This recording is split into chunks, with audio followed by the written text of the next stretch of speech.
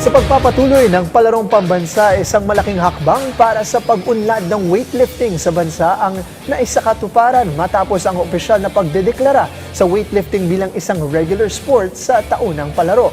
Para sa buong detalye, makakausap natin ngayon live mula sa Agusan del Sur ang ating teammate na si JB Junio. JB?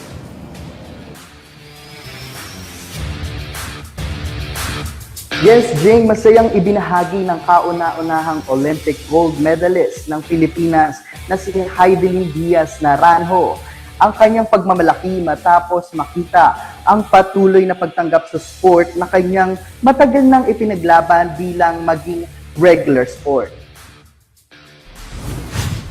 Matapos magsilbing demonstration sport noong 2025 palarong pambansa sa Ilocos Norte, ganap ng regular sport ang weightlifting sa 2026 edition ng palarong pambansa. Ayon kay Diaz, isa ito sa kanyang mga pangarap para sa mga susunod na henerasyon ng mga Pilipinong manlalaro.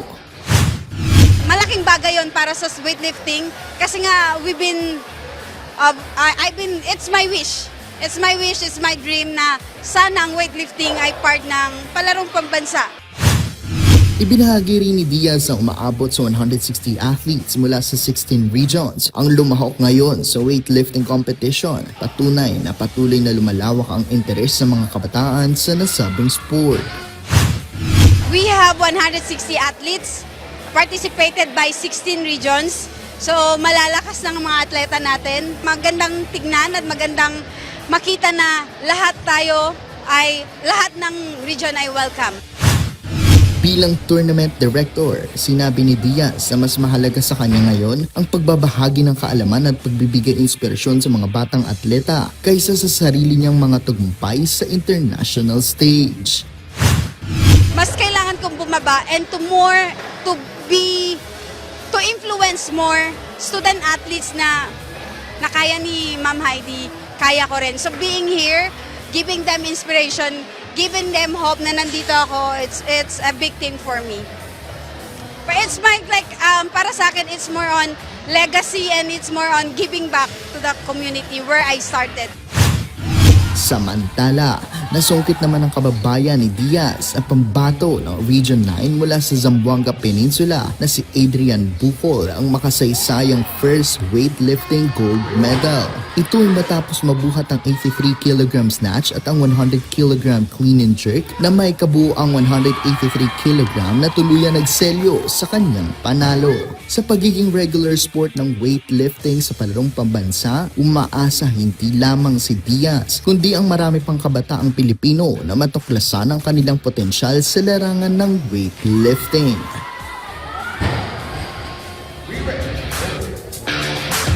Jing, ngayong ganap na regular sport na ang weightlifting, inaasahan na mas maraming mga kabataang atleta ang maging interesado sa nasabing sport. Nice, JV, and it's very exciting no, na meron na tayong weightlifting sa palarong pambansa. And being as first year niya, naging regular part nitong palaro. Kamusta ang naging reception ng mga tao riyan sa Agusan regarding the weightlifting competition itself and the announcement na magiging regular sport na siya?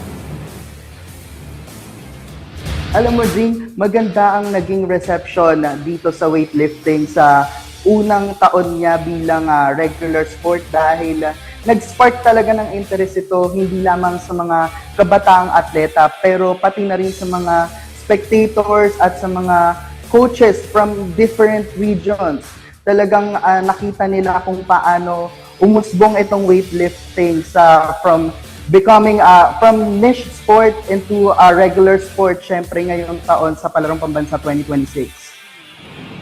Now, JB, ano yung nakikita mong epekto ng presensya ng ating Olympic weightlifter na si Heidelin Diaz sa mga student athletes, lalong-lalo na sa larangan ng weightlifting?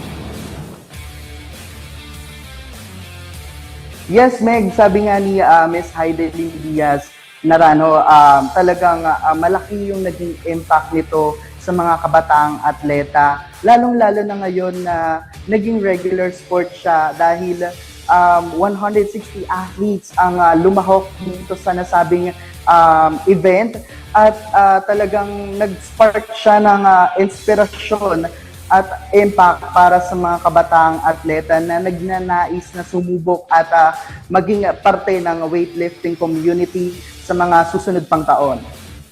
Sigurado, no? To be in the presence of a legend like Heidelin Diaz ay malaking bagay. Balitaan namin, JB, na medyo nakausap mo raw si Heidelin Diaz. May nabanggit ba siya sa iyo kung kailan kaya siya ulit babalik sa local or international na competition?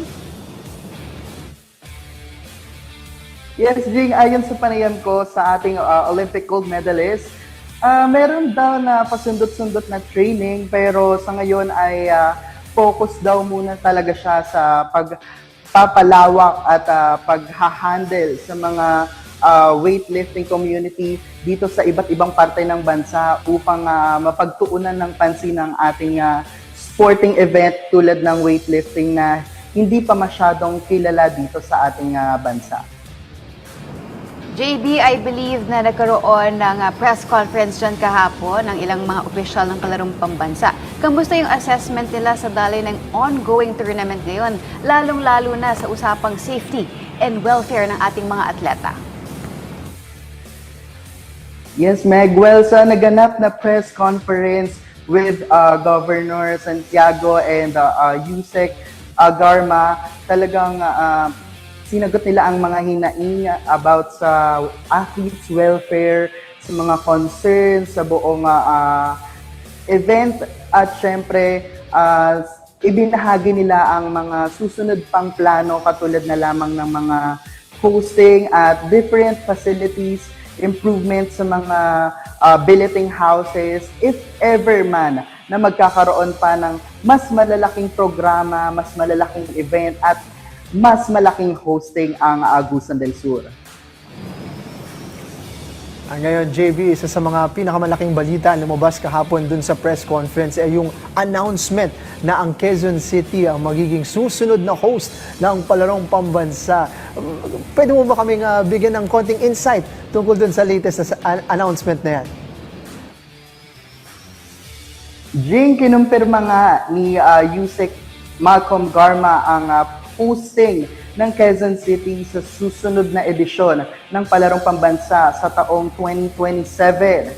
At ayun nga, sinabi niya na nakikipag-ugnayan at nakikipag-usap na sila sa lungsod ng Quezon City para sa pagpaplano, para sa magiging takbo at kabuuang detalye ng Palarong Pambansa 2027. Kaya naman marami ang nagulat, maraming na-excite at maraming umaasa sa magiging takbo ng Palarong Pambansa sa susunod na taon.